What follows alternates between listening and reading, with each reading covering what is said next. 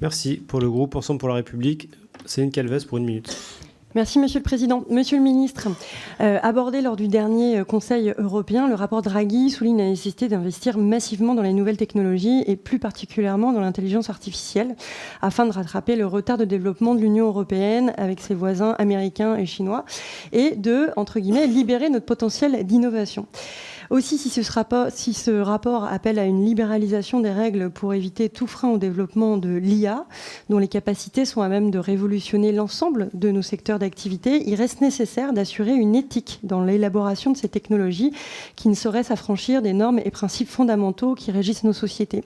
Tel est le sens de l'AI Act, en vigueur depuis juillet dernier, qui ambitionne de fixer le cadre juridique européen de l'intelligence artificielle en interdisant certaines pratiques et en imposant certains critères de transparence aux acteurs du numérique dans l'élaboration de leur système d'IA, ainsi que dans l'identification des contenus générés par l'IA.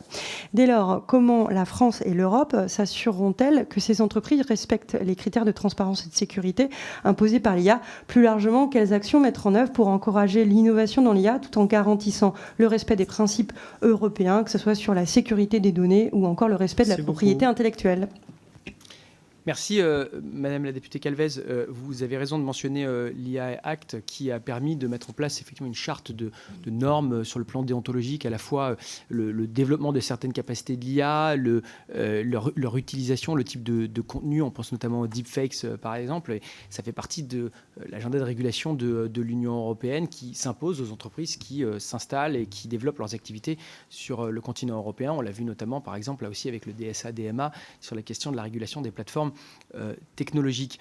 Je voudrais tout de même dire que, bien sûr, vous avez raison de le souligner, si on veut pouvoir être le plus influent et le plus efficace là-dessus, il ne faut pas laisser à nos partenaires et concurrents le monopole du développement de l'intelligence artificielle, parce que fondamentalement, celui qui crée la norme, ce n'est pas vraiment le régulateur, c'est plutôt l'innovateur, et le régulateur affecte la norme, façonne la norme seulement à la marge. Aujourd'hui, 61% des investissements dans l'intelligence artificielle se font vers les États-Unis, 17% vers la Chine, seulement 6% vers l'Union européenne. Et donc rattraper ce retard, investir massivement et le faire effectivement dans le respect des normes qui ont été développées par la Commission européenne à ce sujet sera une priorité.